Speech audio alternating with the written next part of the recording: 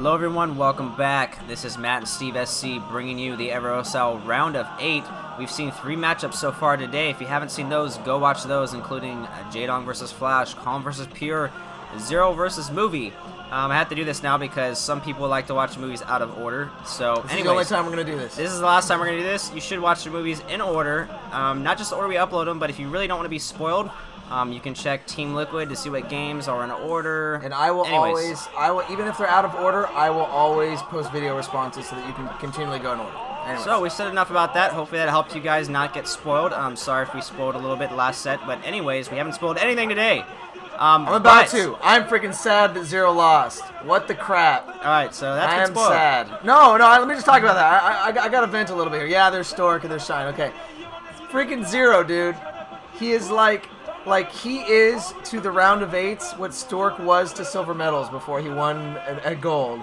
No, wait, hold on. Who would be a better example of that? He is to round of 8s what fantasy is to silver medals, which is a shame to me because I really want to see Zero go farther. Okay, anyway, Steve, continue. I'm sorry. Well, I'd be happy if Stork could make it to the finals and get a silver medal, honestly. But it's going to be tough. He's up against the ropes here. Shine showing himself as a pretty strong player. If you missed the last match, definitely go see that. This is game 2 of the best of 3. Historically, Stork's worst matchup is against Zerg, so he's really going to have to pull his best skills here.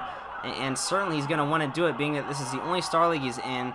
He's already beaten Flash once, so he's got to have a lot of confidence about that. And Flash has already made it. Okay, I'm going to spoil.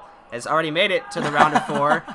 So definitely a lot of powerful players waiting for Stork here, but you got to think that Shine is a player that Stork should be more confident against after beating somebody like Flash earlier on in this OSL. So here is here's Stork up in the top left as a yellow Protoss, and in the bottom right is the blue Zerg. That's going to be Shine. So again, the first map, our first game, I believe, was on El Nino, and oh, nice carrier there. Sweet.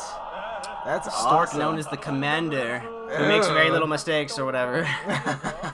Anyways, we saw in the first game Shine getting a crap load of mutas, and really Stork did not have enough Corsairs out, or he lost the field as early, kind of stopped producing Corsairs and just didn't have enough to answer against that. But this is a different map. This is going to be Fighting Spirit, so definitely going to have some different things going on in this map. That was a sign for Stork, I'm assuming, saying again 2008, hoping Stork can win another OSL and get a gold, which I do. I hope Stork goes and gets a gold rather than getting a silver. Although, if we were to see like Flash and Stork in the finals, that would be really epic, and I would consider Stork pretty much being an underdog if he's playing. I consider anybody an underdog playing against Flash. I mean, we just saw Flash knock out Jaedong, as Steve just said earlier. So, God, Flash is just so strong, man. He's like a steamroller Terran with the Terran balls of steel.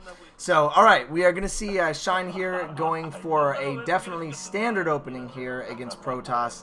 Going to get the expansion as expected as well. And everybody in the Christmas spirit over there in Korea. Everybody's spending their Christmas Day. This was actually played Christmas Day. And again, it is still barely Christmas Day over here on the West Coast in California. But all these games were played. I would not mind going to see a StarCraft game on Christmas. I mean, we're over here commentating these games on Christmas. So this map is Fighting Spirit here so far. And Fighting Spirit, we did look up the stats, and it is just a slight advantage for Zerg, although not many games being played. One thing Steve pointed out when we were talking is that it is becoming kind of more of a Terran-favored map, which is interesting. Something that I think several commentators have kind of predicted here. Stork going for the expansion. I believe I saw one cannon up as well. Of course, Stork very good at getting the early scout out, and that is somebody's mom. Yeah, that kind of looks like a Stork. I think that's Shine's mom. You think it's Shine, really? Well, actually, Shine's grandmother, I think, because in the selection, I think it was the OSR. Did you see her I don't know if it was the selection, but yeah, she was there for one of the selections with Shine. I may be wrong on that, but anyway, Shine, I think the Let's talk about Shine's grandmother. Typhoon Zerg or something like that.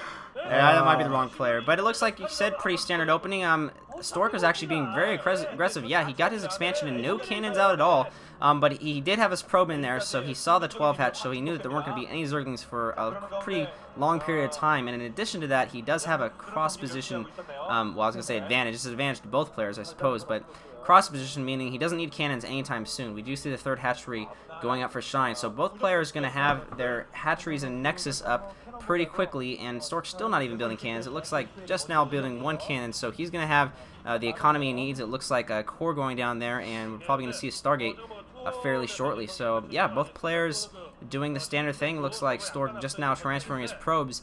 And on this map, we saw a pretty epic match between Pure and Zero. I think that might have been Pro League. I'm not sure. Or MSL. I can't remember. The Pure versus Zero match was. Yes, actually, I believe it or not, I believe that was actually here in the round of OSL. Yeah, that was OSL game we casted where Pure was at the bottom right and was able to basically push the hell out of Zero. Well, one thing I wanted to mention there is that we saw Zero set up a big lurker contain outside the bridge. On this map, there's 4 spawns, of course, and there's one main bridge. The rest of the rest of your base is kind of walled off by these this little river, like crack of a river, so nothing can really get across that. But there is one bridge that goes across, and so if you hold at that bridge with lurkers on the other side, it can be really hard for a player to get out because you can contain there. Of course, you know, you could do the opposite on the opposite end, like with siege tanks. You could contain there, and you could also defend yourself with siege tanks pretty good. So bridges always add for interesting things. If you ever played Destination on the Icy Cup, you know exactly what I'm talking about. But this is going to be a Protoss versus Zerg, so we're not going to see any siege tanks, but we might see lurkers. So I think lurkers can be pretty strong in this map. There's also a big opening in the middle, so that favors the Zerg player in terms of being able to just have that mobility to move around, move your Zerglings around. And it looks like Stork does have his robotics facility already up. I don't see a Citadel, so it looks like we might see Corsair Reaver again here. We didn't see anything spinning at the core. First couple Zerglings are out, but yeah, I didn't see a Citadel. That's usually the very next thing you see after a Stargate going up. So if that's not going up, I do think we are going to see Corsair Reaver here. And already Spire out, which is pretty normal for Zerg, so he's probably going to have a few Scourge out. But yeah, we'll just have to see what Stork does. And it looks like another scouting probe going down there, so that's unfortunate for Stork. Well, we're going to see some more early aggression here. I haven't seen any extra hatcheries going up for Shine yet, so Shine is going to push out with a 3 hatchery build, whatever it may be. It could be just Mutalisks, or he could be getting the Spire just to get Scourge out and going for Hydralisks. I should mention something interesting here and how StarCraft has worked its way into our Christmas holiday. Let's see, I think the gift, one of the gifts I got was actually from Sum Young-gu, so that was kind of interesting. And then there was a gift from Luxury to Jadong as well under the tree, so that was kind of interesting. But I wanted to mention that I actually got Steve the StarCraft board game, for those of you who've heard about it. I know a lot of people have heard about it, and not a lot of people have actually played it. It's a huge, giant box. It weighs like 10 pounds. But we're gonna play that at some point here, and then we will, you know, we'll maybe mention it in some of our commentaries and how it is. It's one of those games where I've heard it takes like 12 hours to learn how to play or whatever, so it's kind of ridiculous. But you know, Steve made the comment that, you know, if I can't beat him in real StarCraft, maybe I can beat him in the board game. Oh! Whoa! One Corsair going down there. Nice Scourge hit there. That is really unfortunate for Stork because he is going Corsair Reaver, as we saw the core spinning for the +1 upgrade for the air. So, unfortunately, losing that Sair puts you back about, you know, 40 seconds a minute when you can actually push out. And it looks like these Zerglings trying to get a little bit of a surround, but I don't think it's going to be successful. Although this Dragoon needs to be microed, Stork actually not paying too much attention there to the Dragoon. He could have lost the Dragoon. Zealot's taking quite a bit of damage.